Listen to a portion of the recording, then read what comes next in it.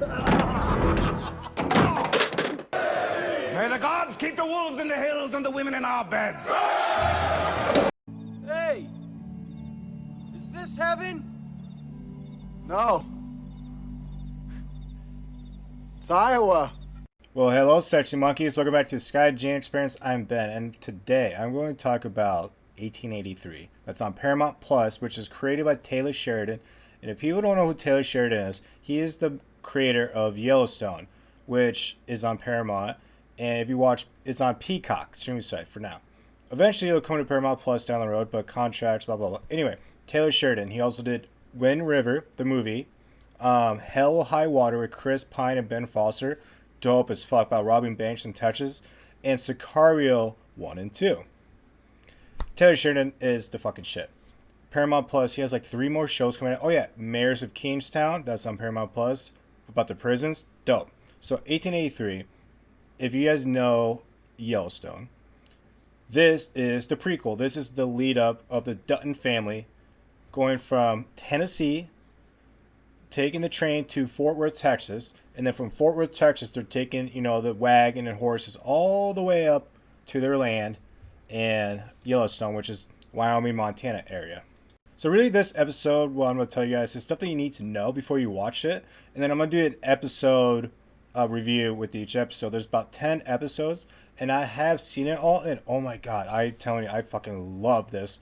I'm doing it again for the second time, and I love watching this. Totally rewatchable, amazing. Essentially, there's so many stories, I don't even know where to start. So, Oregon Trail. It's the same story, but told more accurately.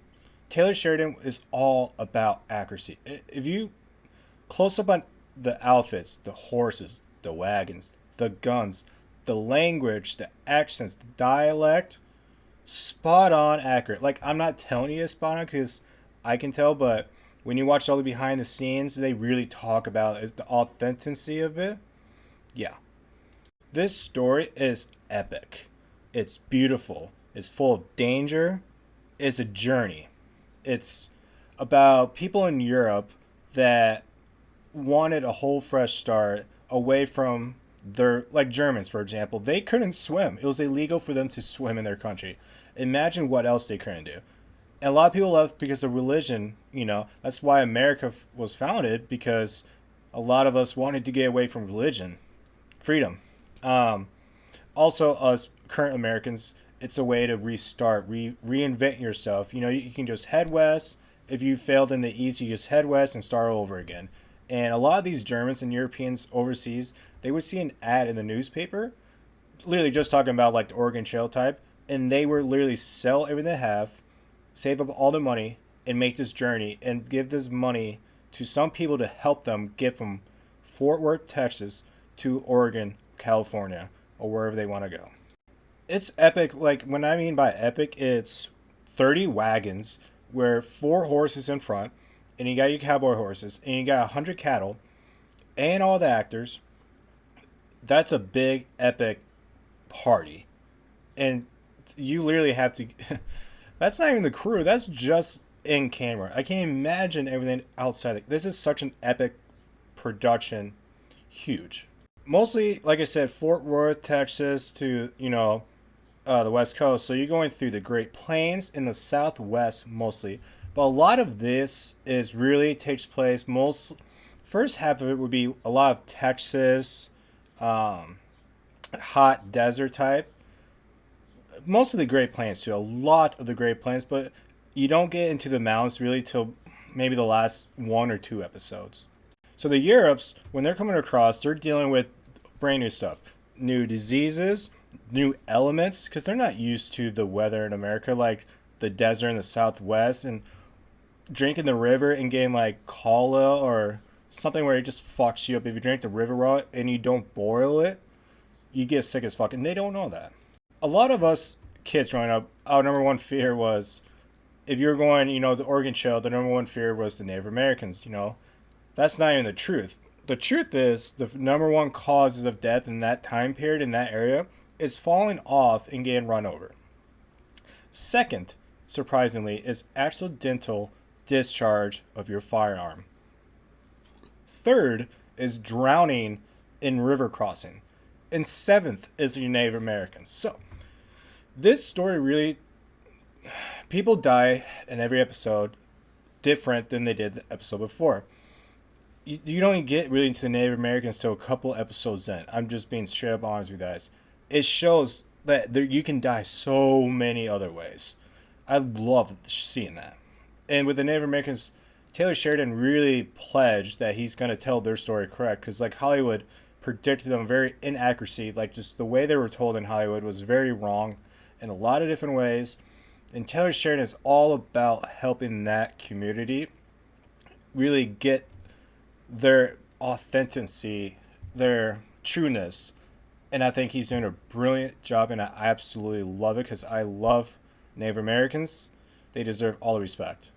And in season 4, you actually get some flashbacks of this family. So I'm going to talk about Tim McGraw, because Tim McGraw is who you saw. And he is John Dunn, that's Kevin Costner in Yellowstone. That is his great-great-great-grandfather. Yes. Why? Because that's what Taylor Sheridan said, and if he said it, I believe it because I'm not the one. Yes. Tim McGraw. Oh my God. Fantastic fucking actor.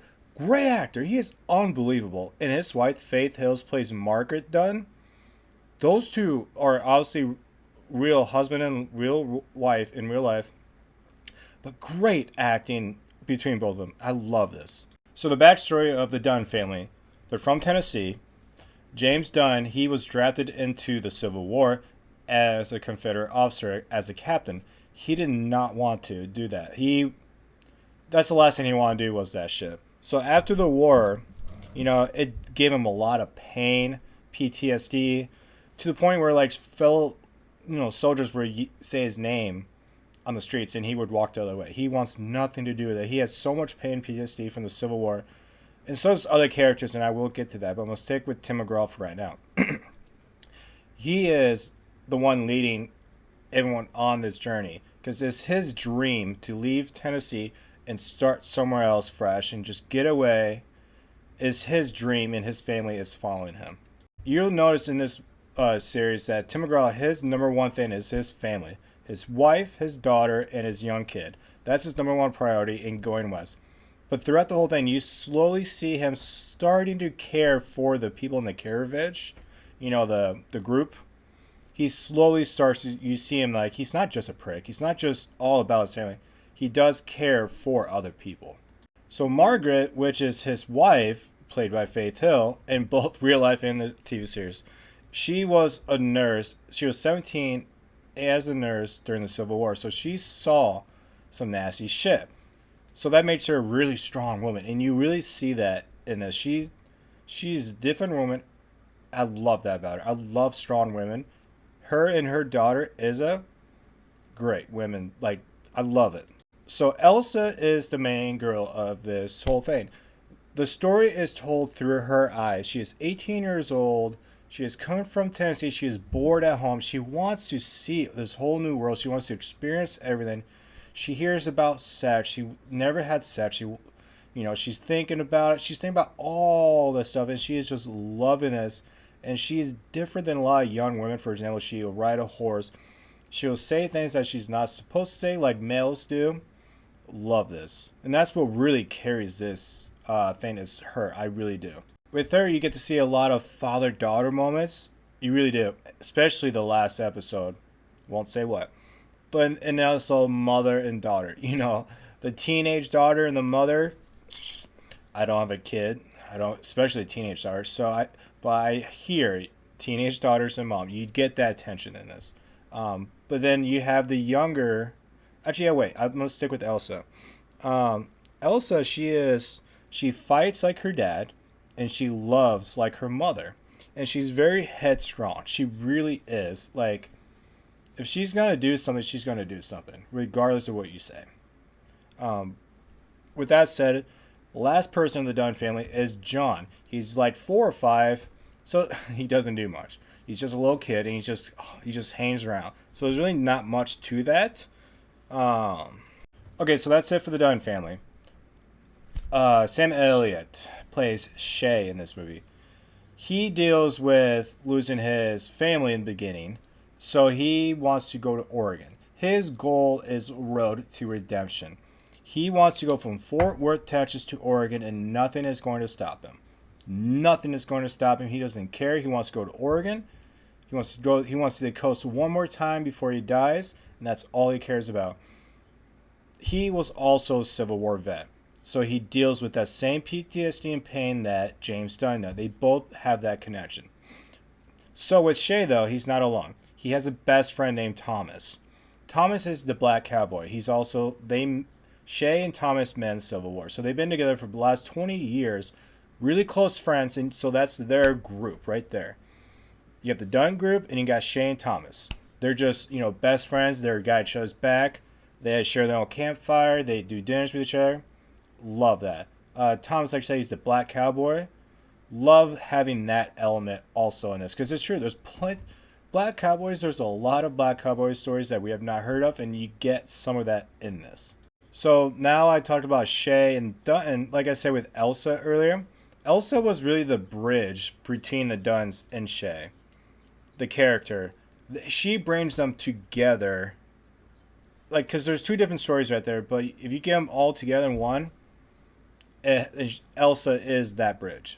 Another character is Joseph. He's a German immigrant, and he's kind of the leader of the group because he's the only one that speaks English, because a lot of these Germans, literally, it's like 9 out of 10 do not speak English. They never read a horse. It's all new to them. But I fucking love this dude. Because he talks about how the Germans, they're in search of new home, new freedom, and you really get to see their point of view, which is my immigrant, because I'm German on both sides. I'm Irish also, but my last name is Wolf, hence the logo Wolf. German. So my Germans exactly came up the same way he did. I love seeing that. So you really see different elements. You got the Irish, German, Native Americans, and you have your Americans that have been the white people. So you have like 4 groups together journey on this. Lastly, you're going to see a lot of Easter eggs for Yellowstone. You really will. I'll give you one right now. So there's a scene where James Dunn, Tim McGraw, and his son John, he's teaching him how to shoot. Well, if you remember in Yellowstone, Casey does the same thing with his kid. And they do that blood soak. That's the only spoiler I'm going to get. But you have a lot of Easter eggs in this movie. But really the last thing is, in every new episode, is a new danger element. For example, it won't be like, say, episode 2 does Native Americans attack, episode 3 Native Americans. No, it doesn't work that way. It's one episode has their own elements of danger. Next episode is completely different elements of danger. And it's all realistic. So what he's essentially doing is he's telling a true story through fictional characters. Anyway, if that makes sense, I'm moving on to do episode 1 review. I'll see you monkeys later.